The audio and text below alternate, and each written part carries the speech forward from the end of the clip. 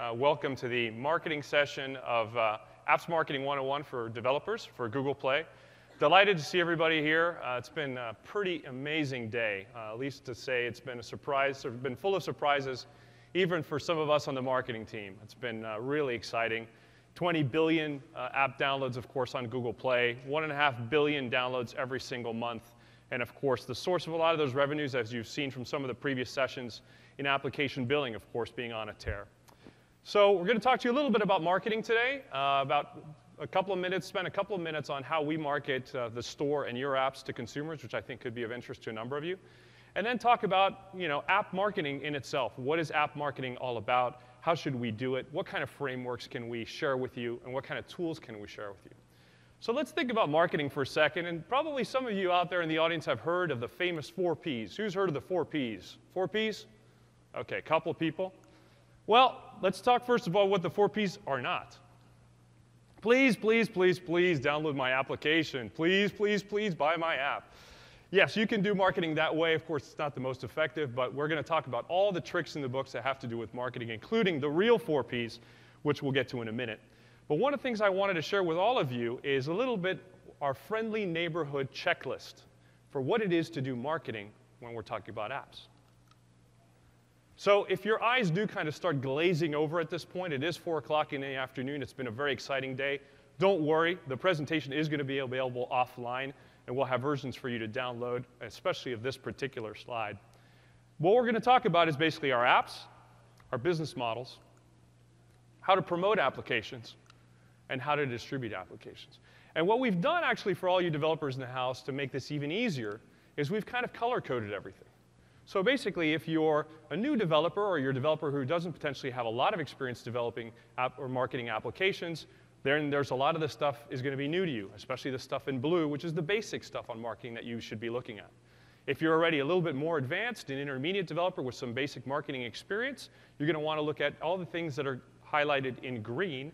And of course, for those of you who have been really successful, some of the larger developers who are making some money on Android, which is always great news to hear, then a lot of the stuff that's color-coded in red as advanced. But before we go into the actual nuts and bolts, let's play a little video, which gives you a good idea of how we actually market apps to consumers. This is Gears and premieres exclusively at Google Play. Suppose you buy an app on your computer to send to your smartphone. You might need a cable to transfer it from one to the other. And if you want it on your tablet, you need to transfer it again. Suppose you used Google Play. You can buy an app on your computer and send it to any of your Android devices instantly, with no cables. Because Google Play makes your apps available anywhere, so you can enjoy them everywhere. Google Play, your entertainment, all simply here. So this is kind of a little bit, just an example of how we're actually getting out there and really starting to market applications on your behalf and going out and talking to consumers. And I think it's also worth sharing a little bit, what are the other kind of things that we're doing to market Google Play? In particular, one of the things that's worth sharing with all of you in the room and all of the people in our international audience who are live streaming this today is just how much effort is going into marketing this store. In the first 6 weeks of launch alone, we did over 5 billion impressions to consumers all over the world. Not to mention a lot of the other advertising that you may have seen, for example, seeing Google Play available on the nav bar across all our Google properties, or a lot of the emails and CRM that we've been doing, or a lot of the work that we've been doing with partners. The advertising effort on behalf of the team at Google Play and the marketing team has been nothing less than spectacular over the past couple of months, and is only going to grow and accelerate over time. More importantly, though, and this is really kind of like a big call out to all of you in the room and to all the developers who have supported us, as Hugo said at his keynote, is there's been a lot of love for the developer community. There's been a lot of support from all our content partners, whether that's game developers, app developers, books publishers, music labels, and movie studios. Really kind of the feedback that we've gotten from the community, from all our partners, has been tremendous and has really also helped accelerate the awareness of consumers of what Google Play is and as a destination to get all the things content for their devices. So this has been amazing, and we really thank you for that. But let's get to the nitty-gritty. Let's get to the stuff that we're really interested in and exciting about, and that is, how do we actually market apps? Well, one of the ways that we look at things at Google, and we encourage our partners to do the same, is really this very simple matrix that our CMO, Lorraine Tuhill, has come up with, which really guides the essence of philosophy of marketing at Google. And that is really understanding users, building magical experiences, which in this case is you guys building magical applications, and then really connecting the two. So let's take a really kind of bizarre but fun and specific example of how that works in reality when we talk about apps. Let's say that you're a carpenter, or you're doing DIY in your house. And you're fixing chairs, and you're hanging frames up on your wall, and you're maybe adjusting beams, in your house, and you're doing all sorts of work in your house. Well, how cool would it be if when you're putting that frame up on the wall, the one that you kind of like have to ask your wife to sit 50 meters behind you to tell you if it's crooked or if it's straight, how cool would it be if you had a little application that could do that for you? Like Ben Zibble's Bubble app. So I could fire up my Bubble app, and I can place my phone right on top of that frame, and I can see if the frame is perfectly aligned or not. Saves me a lot of time, makes my life easier, and to some extent as well, it's kind of a magical experience. And the point is that applications are either enhancing our lives or making our lives more productive, or they're entertaining us. And they do it in such a way that really has a magical quality and component to it. And our role as marketers, and your role as marketers, is how do we connect those two? How do we connect the magic of the apps that we build with essentially an entertaining experience for a consumer or a productive experience for consumers? But really, before we actually get into the nuts and bolts of the 4 Ps themselves, let's talk about research for a minute. Because when you talk about users, it really starts with research. Before you even write that first line of code, you really have to understand who your consumers are, what they're doing, how they download apps, where they download apps, and how they consume and use those applications. And really, it's a lot simpler than you would think. People always think, oh, research. They think about IDC, or they think about Nielsen. They think about tens of thousands of dollars spent on research. And it's really not that complex or that expensive. The way we break it down, for example, is we look at quantitative versus qualitative research. At its very basic level, your quantitative research is basically when you go out and you do extensive questionnaires and you survey thousands of different consumers, or hundreds of different consumers, and you're asking the basic questions that you're trying to get answered. How often does this consumer download applications? What kind of handsets are they using? How much per month are they spending downloading applications? How long are they spending in an application session? You're really trying to understand kind of the macro broad picture of consumer demographics and habits and consumption to guide the development philosophy for your application. Then, of course, as you start building your application, you get near that famous milestone, that first milestone of having a beta or an alpha. Then really it's about qualitative research. And qualitative research can take a lot of different forms, like focus groups, for example, or screen focus groups, or just sitting down with a bunch of people that you may or may not know that well around pizza and beers and trying to understand what they think of your app. And this is really the in-depth part of the market research, which is where you're really trying to understand, how is the consumer using my app? How quickly does my app load? What kind of features do they like? How easy is the UI to navigate? And what kind of features could enhance the application? Or better yet, what features should I remove because the consumers simply don't either get the features or they don't really use the features? The best news about research and its ability to guide our development philosophy, as I said earlier, is that it's neither that expensive or that time-consuming. You can start right now and you can do research online.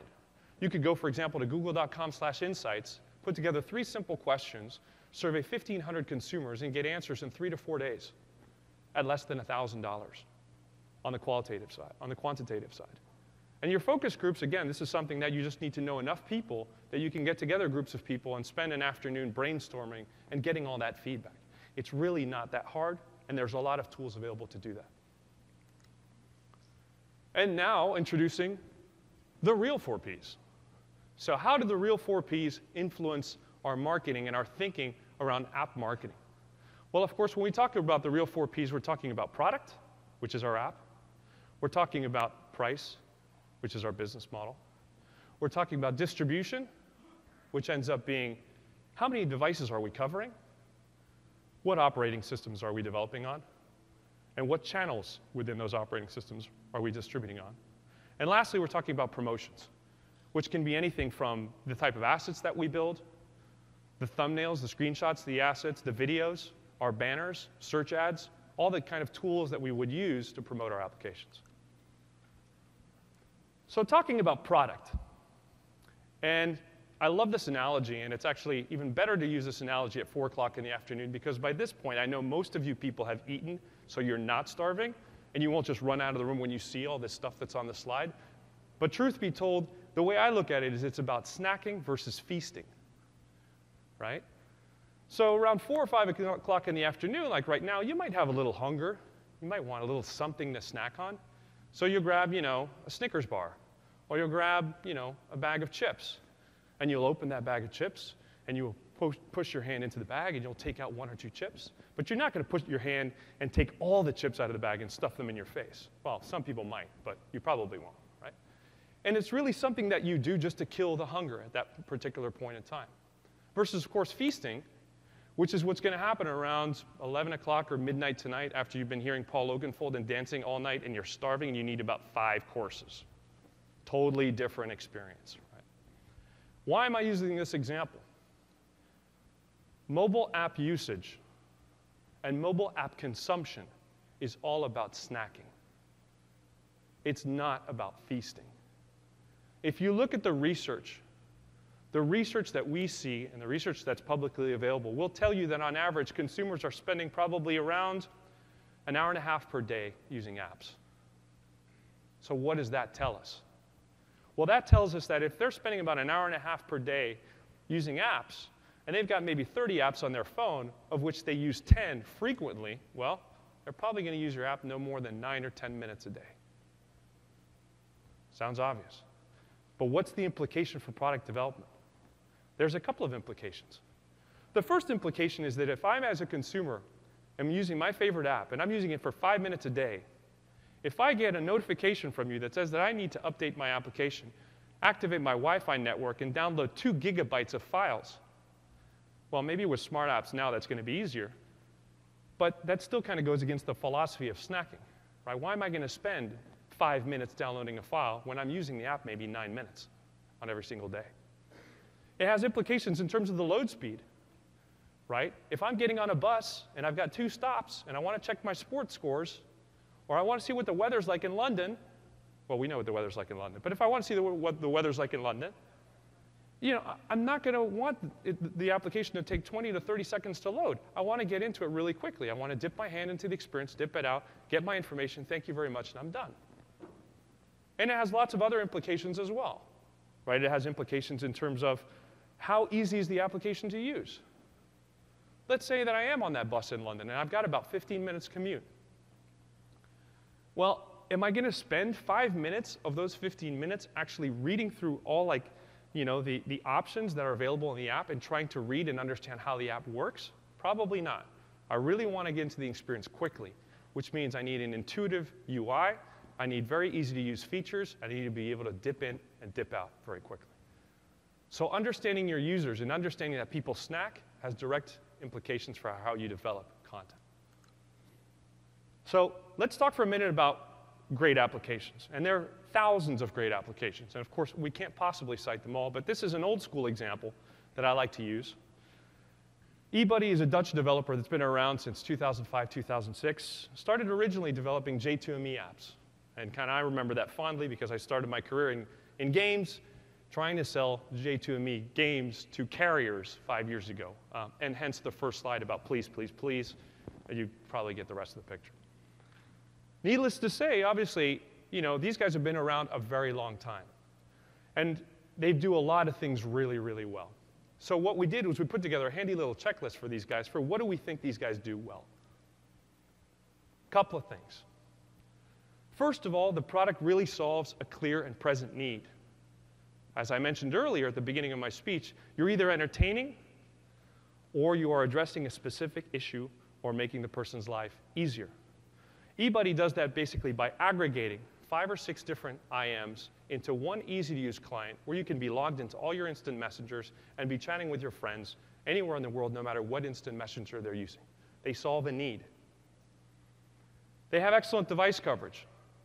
One of the things that amazes me about developers is that sometimes we'll see these great apps, and they'll be like 500 megabytes in size.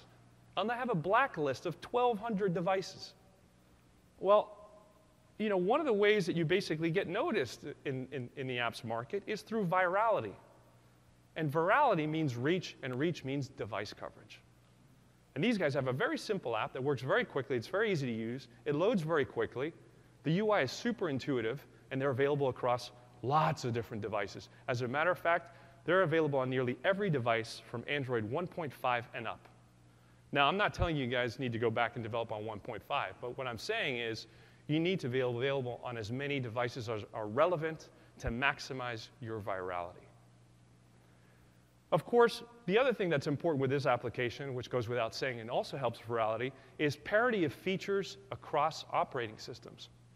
If I have a great application that I get on Android, and it's got these cool features, and I tell my friend about it, and he's got an iPhone, he goes out and downloads it, and it doesn't have the same features, that's kind of a crummy experience for him, right?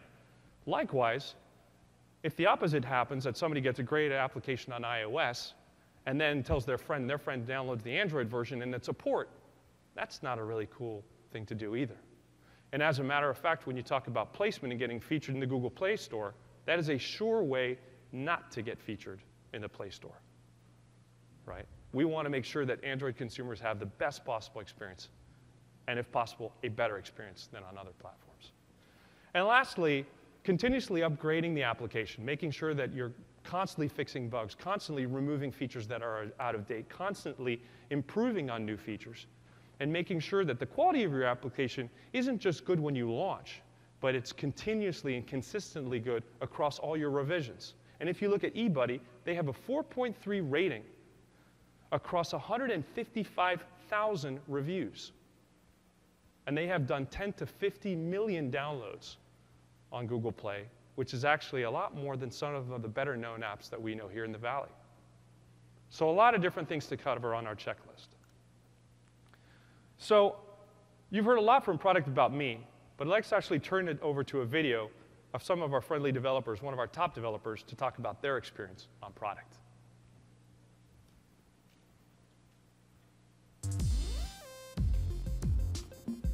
My name is Perry Tam. I'm CEO and co-founder of StormMate. And I'm Vatsal Bhardwaj, Product Manager for Growth Initiatives here at StormMate. At StormMate, we make social games for mobile. In the past 3 years, we have created 30 titles, and they have been downloaded more than 300 million times on more than 100 million devices.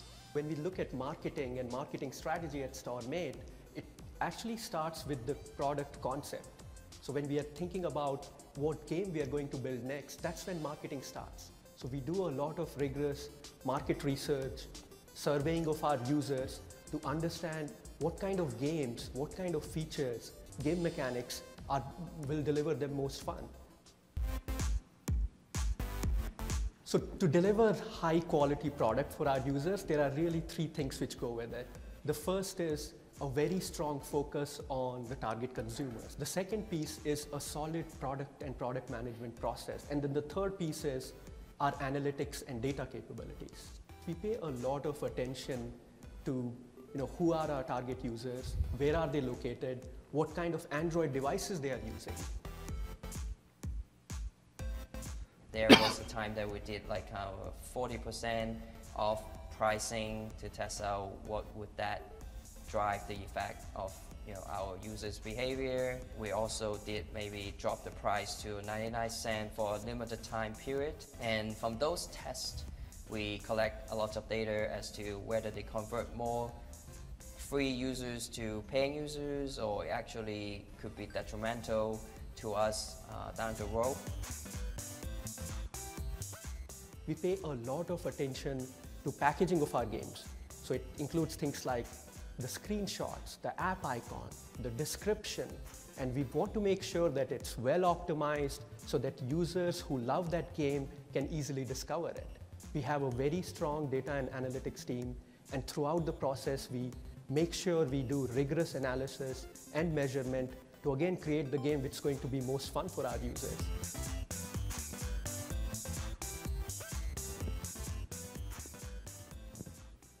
Great. So there you have it a little bit from StoreMate, but as I hope you noticed, research, rigorous development process, really iterating and really understanding the data, right? Critical to getting the product right. But of course, although we like to make great apps and games, if we can't pay the water bill at the end of the month, it all becomes a little bit hairy, right? So no conversation would be complete, without talking about business models. I'm not going to spend a lot of time here because, of course, many of you just sat through a session on monetization from Kenneth Liu and his colleagues, and I think they did an excellent job of describing the various models out there. What I will try and do is add a little bit my 2 cents and experience based on how to look at each one of these individual models and some of the unique variables that affect each. So you've heard about freemium, you've heard about the march of freemium and how well that's doing. As Chris mentioned, it's over 50% of our revenue now, which is really exciting, and we've seen a huge takeoff in freemium over the last 12 months. That's not to say that it is the right model for you. That's not to say that it's going to make you super competitive against other apps that are in your system. As I think we've seen, freemium really works better in some categories versus others, and we really have to understand what the right price points are when it comes to freemium. What's going to be the way to engage with consumers? How often do we provide notifications to consumers? What kind of notifications do we provide, and at what price points? So it's really about testing, re-understanding, changing the pricing, looking at price elasticity, and really measuring and analyzing what works. More importantly, I think one of the questions I wanted to address directly is talking about paid applications, because many of your applications out there will still be paid apps, and as mentioned earlier, freemium might not work for you. So let's spend a minute talking about paid applications. And I really wanted to talk about 2 things when it has to do with paid apps, because even though we're in the world of smartphones and Java is long gone from now, well, there's still a lot of things that don't change. There's still a lot of constants that remain the same. And one of those is the challenge around pricing. So the myth around the 99-cent price point, or the 99-cent dilemma, as I call it. Well, here's the dilemma. The dilemma is that if you look at a curve and you look at the number of applications available on the Android platform, or on iOS for that matter, you'll see that the left side of the curve, where the majority of the apps lie, are where most of those apps are at 99 cents. And here's the problem with that. Well, the problem is that if you price your app at 99 cents from the get-go, how do you discount? If you want to put your app on sale, where do you go from 99 cents? You can't. It's a lot harder. And one of the rules of marketing, and you'll hear several of those today, is very simple, and it's this. It's always a lot easier to take your price down than to raise your price. In any product, in any category, in any supermarket, in any industry, it's always the same case. So our recommendation there is if you are going to have paid apps, always start at a slightly higher price point because it gives you flexibility to discount and make offers on your application. The other reason why we believe pricing at 99 cents is a risk is because ultimately, most of us, when we go to make a purchase, let's say we're buying a pair of sneakers, or we're buying a pair of jeans, or we're buying, a plane ticket. Having a lower price tells us a certain thing about the product that we're buying. And in many cases, low price equals cheap. So the question to you then is that the kind of message that you want to pass to your consumer? The person that's seeing your app for the first time, that maybe sees your app side by side with 5 other competitors, and you're the cheapest app. That sometimes works for consumers who are really price sensitive, but for other consumers, they'll look at that and they'll say, this app basically does the same, so it's probably not as good.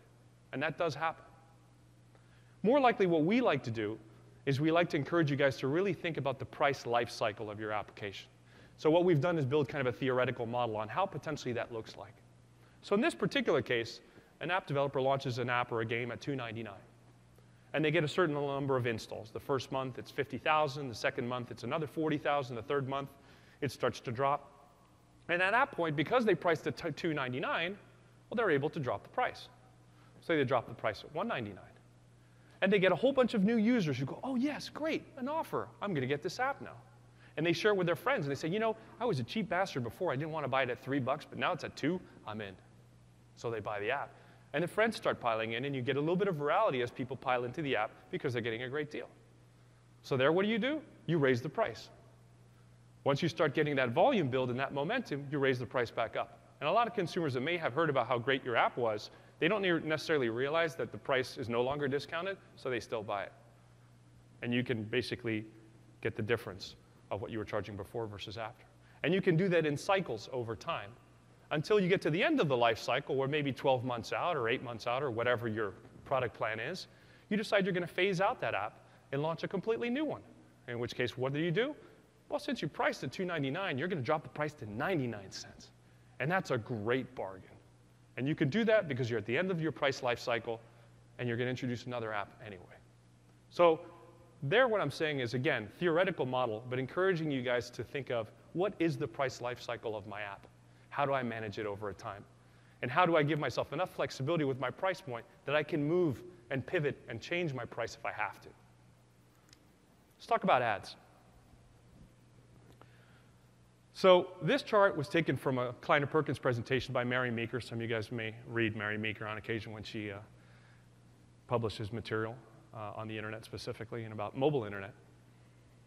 And the thing about ads is this. There's some good news and there's some opportunistic news, right? The reality about ads is that ads today, in terms of eCPMs, which is the effective cost per thousand, or what you're getting paid for your ads, is the eCPMs on mobile are significantly lower than on desktop. No surprise, right? Desktop's been around 10 years, has a different user base, they spend perhaps more time on desktop, so the value of the eCPM is higher. Mobile is still a lot lower. But the good news is when you look at this graph, you'll see that the yellow bar, the bar on the left across all of these different types of media, that's the amount of time spent by consumers. So what do we see here? Well, we see that on average, consumers are spending about 10% of their time on mobile, which is huge. And that's massively encouraging for every single one of us in this room and every single one of us around the world who's developing great content. The challenge is only 1% of the ad dollars are flowing into mobile today. But that means a massive opportunity. Why? Simple. Dollars always follow eyeballs. That's just the way advertising works. There's always a lag, which means essentially if you have a great product and you really understand how to monetize through ads, it's a question of time before that gap closes and before the eCPMs either get close to or match what we see on desktops and enable you guys to really maximize the monetization of your apps through ads. I think the last point I want to make, well, two more points on monetization before moving on, is use hybrids. We saw that earlier. We saw Premium, right? We saw a combination of different business models. And this is really exciting stuff because what we're seeing is that more and more developers are starting to do this. And it's starting to really pay dividends, and it also reduces your risk as a developer. So if you have in-app payments, that's great. Why not throw in-app ads if it makes sense? And you could potentially monetize from both, or you can see which works better than the other. Right? Having a hybrid and a combination of different business models gives you more flexibility and maximizes your ability to monetize your apps. Last point on monetization. We live in a global world. Apps are being downloaded every single second all over the world on all sorts of different devices. So what are the implications for you as app developers? Simple. Different business models will work differently in different countries. So if you've got a great game in the United States where you know that a lot of consumers, maybe 60% plus of consumers, are on contract and have higher-end smartphones, chances are those consumers are probably more willing to pay for your app. Therefore, a paid app or in-app payments might make more sense for you. But if you're trying to distribute and monetize your apps in India, where potentially 90 to 95% of consumers are on prepaid cards, and they're still in the process of rolling out 3G networks where data is expensive, then perhaps that business model doesn't work as well. And you need to think of, well, maybe I should monetize through ads. The reality there is, try and look at how you can monetize your app using different business models in different regions. Be creative. So once we've built this great product and we know how we're going to monetize it and keep all the lights on at the end of the day, well, then we start thinking about, how do I promote my app? Where should I spend my money? Where should I spend those hard-earned VC dollars that are going to enable me to get more users? Yay. Well, another rule of marketing, rule number 2, numero uno, don't invest behind a weak product. It goes without saying. But you see people do this all the time, and not just in our business, but in tons of businesses. If you invest behind a weak product, you're basically creating a negative consumer perception of your product and of your brand if that's what you're trying to build. You should go back to the drawing board and rework your application until you're sure that you have the best possible experience. If you're not excited about your application or you're not convinced you would pay, do you think a consumer is because they're going to see an ad that you're using on AdMob or somewhere else? Probably not. And once you're really sure that you have the great product, then there's a number of really great frameworks that we can suggest to you that are really going to help you put together your marketing plan. The first of these is STP, knowing your users. It's all about segmenting, targeting, and then positioning your app properly. The second one is, once I position my app properly and I know who I'm going after, what's the message I'm giving the consumer? What is my one-liner? What are my points of difference? Why should a consumer care? Third, once I have all my messaging down and I've properly positioned my app and I know where I'm going, it's, well, how do I build a structured marketing plan? What needs to go into my marketing plan? What kind of activity should I do? And lastly, what does my media strategy look like? And the good news for all you guys is I'm going to go through each one of these in a little bit of detail and explain it more clearly. Let's look at our audience. So let's say, for example, I'm a game developer, and I've seen this great case study from Kenneth Liu at Google I/O, and I've decided, you know what? That's it, dude. I'm going for in-app payments. I'm going to do in-app payments with like funky furry animals at different price points, and I'm just going to get a ton of downloads so I can get consumers to basically pay me a lot of money. Well, if you're going to do in-app payments on games, well, then probably what you need to do is really segment your target audience properly and look at how you target those people. Excuse me.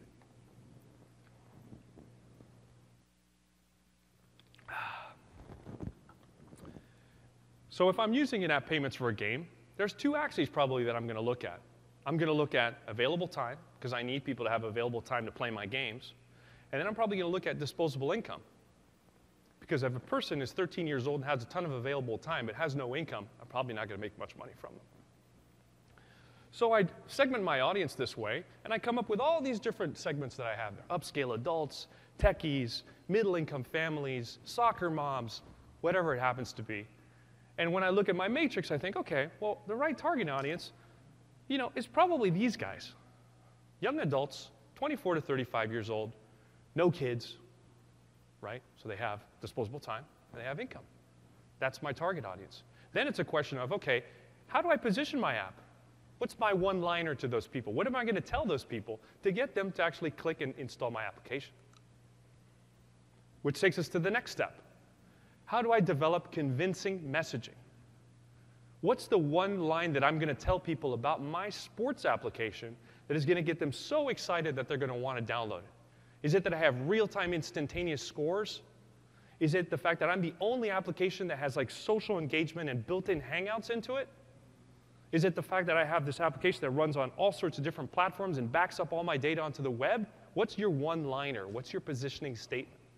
And of course, after that, it's like, what are the 2 or 3 key points of difference that are going to go into my product description? So that when people land on my page, because they've searched or they've clicked an ad, they read these 3 or 4 great things about my application.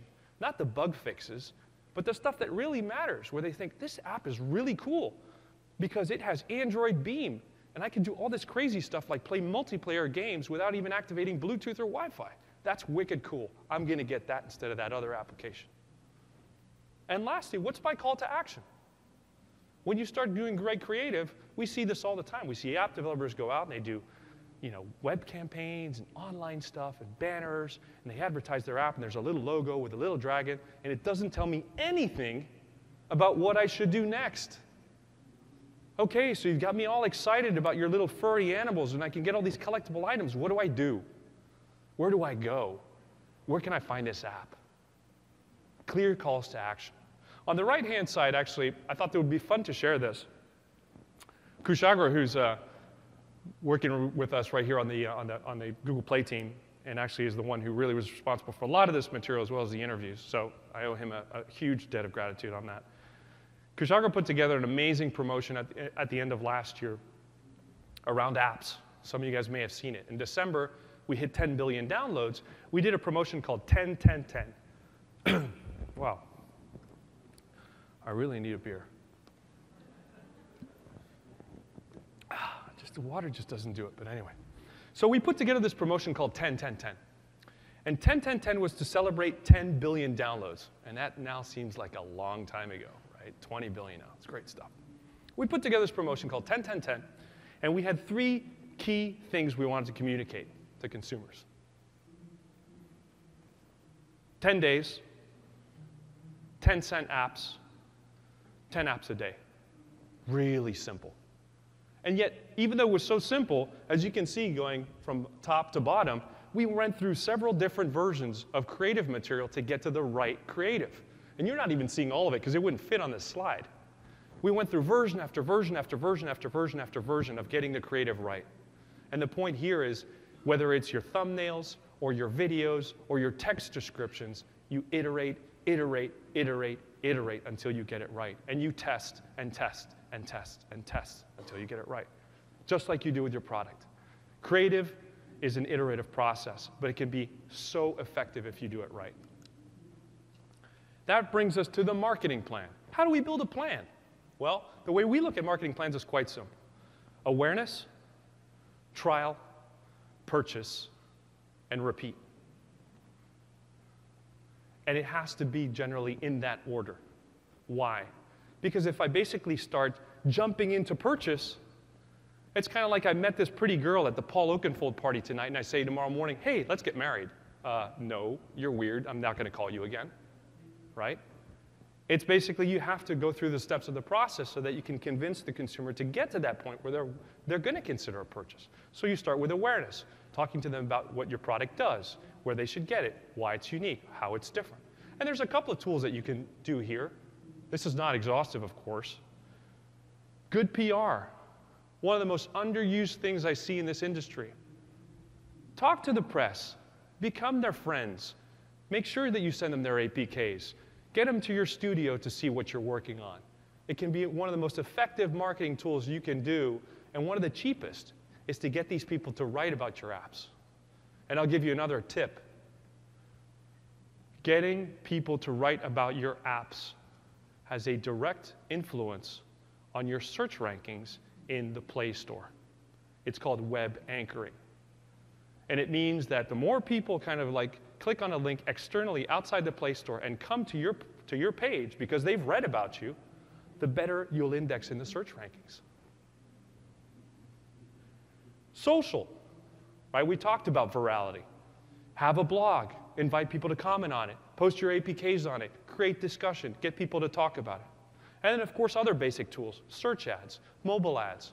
If you get to the point where you have the available cash, well, TV or above-the-line media. Then we talk about trial. What can we do for trial? Well, we talked about some of the business models earlier today. We can have a free trial version, a version where I can use the app for 30 days. And then it's great because I don't have to pay for it, and I can really figure out if I like it. And why is trial so important? Very simple, guys. It's very important because essentially many consumers out there have never experienced content before. Many consumers out there are getting a smartphone for the first time.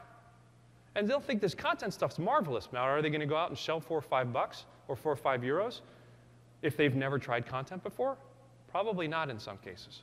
So by providing a free version of your application, you generate that comfort level. When I was in the soft drinks business, I worked at Pepsi for many years. When we launched a new drink in the market, we would go out, we would give hundreds of thousands of cans to people. We'd have these pretty girls in mini skirts, and they'd be walking down in the middle of traffic, and they'd knock on your door, and they'd be like, how about a can of Pepsi Max? Why do we do that? Trial. We want to make sure that the consumers love the product. Hopefully they like the girls too, but they love the product so that when they go to the supermarket, they've had it, and they've tried it, and they think, yeah, this is pretty good stuff. I think I'll buy a six-pack. The same thing goes for apps and games. We move on to purchase. Purchase, of course, there are other things that we can do. We can do direct response campaigns where we basically are pushing people to download our app. They've heard about it. They've read about it on TechCrunch. They've read the blogs. They've talked to their friends about it. We can do notifications where we're saying, okay, hey, guess what? You know, you've now been playing my game for 30 days. It's time to pay up. They may or may not do that. But of course, at least they've had the opportunity to try it because you've gone through step 2. And lastly, repeat. Third rule of marketing. Always easier to get money from an existing consumer than a new consumer. Makes sense, but a lot of people don't follow that rule. How do we keep the consumer interested? Well, we heard about it in the monetization panel, right? You give them more content. You upgrade your app frequently. You introduce new features. You give them new reasons to pay for this stuff. You provide updates. You have CRM campaigns because you've actually been talking to your consumers for the past 3 years, and you have an email database of 150,000 loyal fans who have downloaded your app. That's all about repeat. But we do have a pretty good idea already of what kind of stuff works. So when I was talking about research earlier in the session, we did this over the last couple of weeks. We put out a couple of questions on google.com/insights, paid about $1,000 or whatever, and we basically asked people, okay, what influences your decision to install an app? US only consumers, granted. We got about 1,500 responses, which is statistically significant. And here's what they told us. I'm influenced by user reviews, top apps lists, user ratings, and screenshots. Those are the top 4. Now, obviously, it doesn't mean that they're not influenced by the rest, but they're influenced by a lot of stuff that you guys control. You control the user ratings because you control how good your product is and how frequently you update it and how many cool features you build in and how many crap features you take out. You control the text description because you read the great marketing slides that talk about how important creative is, and you built killer text, great assets, and super powerful videos that have gone totally viral on YouTube.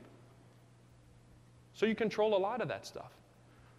And search, you don't control that directly, but you do control it indirectly. Why? Tip number 2. The other thing that affects your search rankings in the Google Play Store is your number of installs. The more installs you have, the higher you are in the search rankings. However, caveat, the more uninstalls you have, the lower your search rankings. Which is why you have to be careful when you use marketing, because if your product is not good enough, and you get a lot of installs, and then you get more uninstalls than installs because later people figure out that your app was not good, it's going to penalize your search rankings. And of course, the last one on the list is kind of paid advertising or search, right? Paid search, ad mob ads. That stuff can be very effective at scale, but it isn't necessarily the primary thing that drives interest from consumers.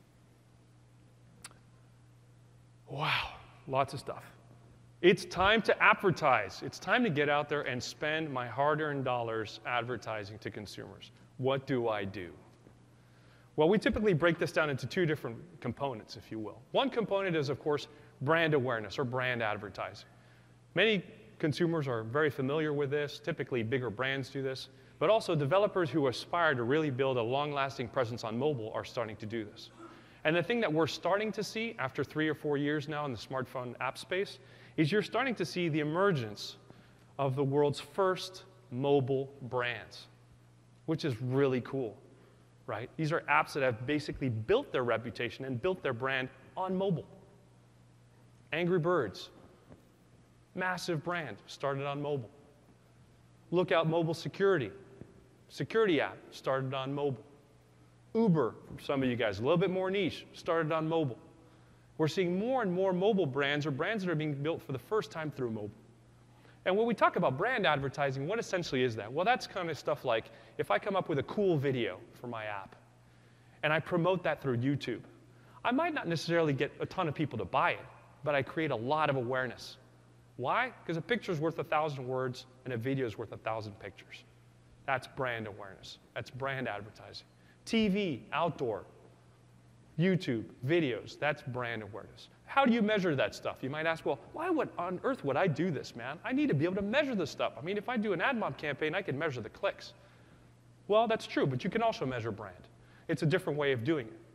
Essentially, what you need to do is you run what's called a brand tracker, which can be a very simple exercise of asking 3 to 4 questions to your base of consumers every single month. And you ask them questions like, for example, among the following kinds of sports apps, which have you heard of? And you list all the apps, yours and your competitors. That's aided brand awareness. You can ask another question, which is, which sports apps have you heard of in general? That's unaided brand awareness. You can ask questions, for example, of, in the next 4 weeks, do you intend to purchase a sports app? That's purchase intent. So there are a lot of ways to measure brand awareness. Most of your time, however, is probably going to be focused on the second bullet, which is all about direct response. And in that case, what you're looking at is stuff like search, mobile ads, incentivized. So tip number 4. Search, at least for us when we're promoting the Google Play Store, has been one of the most effective ways to actually advertise. Why? First of all, because the click-through rate, which our colleagues previously mentioned, is higher on search generally than any other medium. Why is that? Because search is an active advertising form. Search basically provides a request and provides information to a consumer who is already looking for something specific. Therefore, the odds are that that person is more interested in that result because it's specific to what they're looking for. If I do a search on sports apps and I see your app and I'm interested in sports, the probability is higher that I'm going to download that. And that means it's going to be more cost effective for you and a higher probability that that person's actually going to install your application.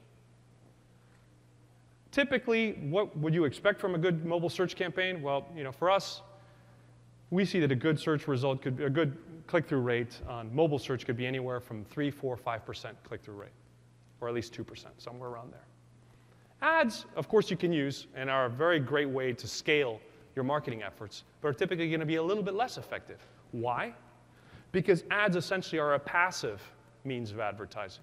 The consumer's playing a game, or they're on a website somewhere, and they see an ad, and basically it's a passive experience. I'm either interested in it or I'm not, but I'm not specifically making a proactive search for it, so I'm probably not looking for your application.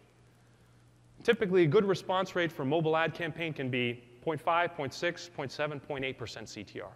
So again, vastly different from what you would get on search. Perhaps more targeted in certain cases, and perhaps you can get more scale, but again, different results.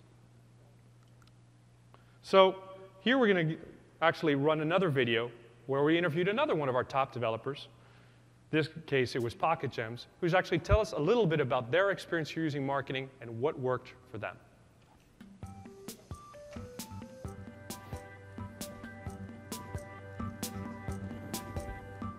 Hi, I'm Urjan Dayal, Android product lead at Pocket Gems.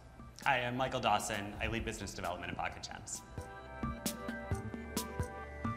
Pocket Gems is a mobile gaming-focused company that was founded in 2009 and is backed by Sequoia Capital. Our titles have been downloaded over 60 million times, and on Android specifically, we've had 5 titles released in the last 9 months. Marketing at Pocket Gems allows us to inform our community about our new unique experiences. What we found is that by focusing on creating unique experiences applied to the broadest audience, what we're able to do is get the most engagement out of our user base. For us, the goal is to get our games in front of as many people as possible. Google Play has been the most important for that, with by far the largest audience. For marketing messages, a lot of the data is really centered around engagement. And for us, we're able to gauge the effectiveness of messages and how connected our community and population is based on the amount of time that they spent in the app and the number of times they've looked at different aspects. We take a multi-channel approach. The most important channel is cross-promotion for us, but we layer onto that PR, paid advertising channels, as well as work to start word-of-mouth campaigns. We love talking to game writers and tech writers, as well as Android-specific bloggers. We have a lot of fun with the creative. We take our iconic characters, we put them in simple backgrounds, and then create a bunch of versions of those. Then we A/B test that creative. So as an example, with Tap Dragon Park, we took our little baby dragon Mixin, and we tried them in different colors and found people loved blue the best. So we made blue the icon in a lot of our ad creative. So for Tap Zoo and Tap Dragon Park, over the last couple months, we've had a number of different special promotions and specialized quests that have allowed our users to get creative. We look to get the word out about our games right before they launch. So this can either be pure word of mouth of friends telling friends, or it can be in the games telling people about new games we've launched. When we're about to launch an app, we create a number of different assets, including app icons, feature graphics, promotional graphics, viral videos, and descriptive screenshots that allow users who have not downloaded the game yet to understand what it's really like to play the actual game. Cool. So that's it on advertising. The last thing really I wanted to talk about, the last P of the 4 Ps, is of course distribution.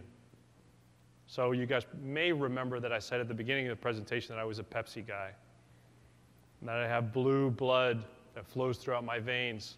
And I was one of these freaks that would not drink a vodka Coke because it had Coke in it. So I'd just drink the vodka. So it does pain me to say this, but why is Coke still it? Why does Coke still beat Pepsi? Distribution. It's not that necessarily that they have a stronger brand. It's certainly not that they have better advertising.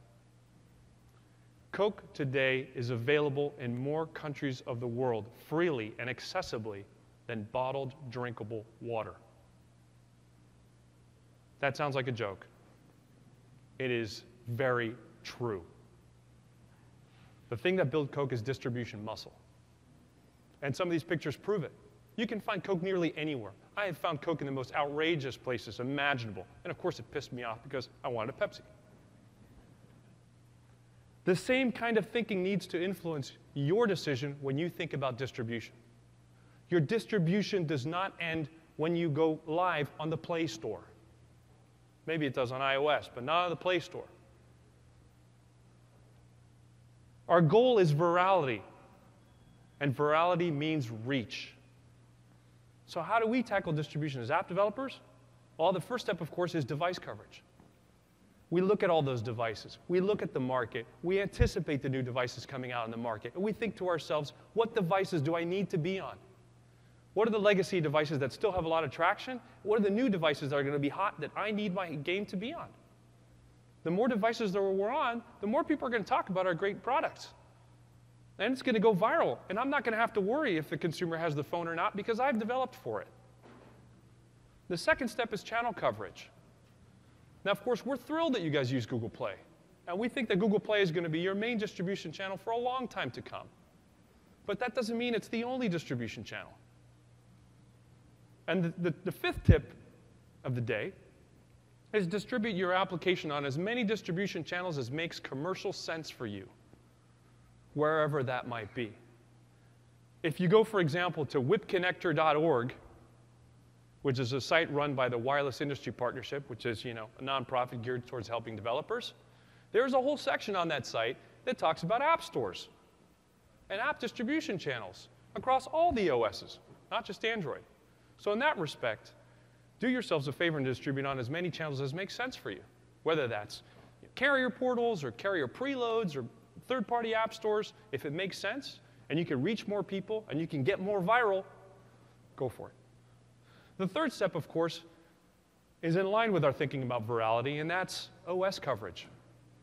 If a consumer has a great experience on an Android app, but they have a lot of friends who, God forbid, have iPhones, well, why should those people not be able to get your app as well? It all helps you go viral, right? So have your app available, again, on as many OSs as is commercially viable, as makes business sense for you, because it's going to drive your virality. When we look back at the case of eBuddy, these guys are available on every single platform known to man, including, for example, mobile web. And lastly, of course, analyze, optimize, prioritize constantly. Look at your distribution channels. Look at your downloads by installed devices. Look at your downloads by channel, and then reprioritize every quarter. Look at the data, analyze, rinse and repeat, start over. Lastly, of course, you're always going to need a little bit of luck. Cross your toes, cross your fingers, and hope it all works.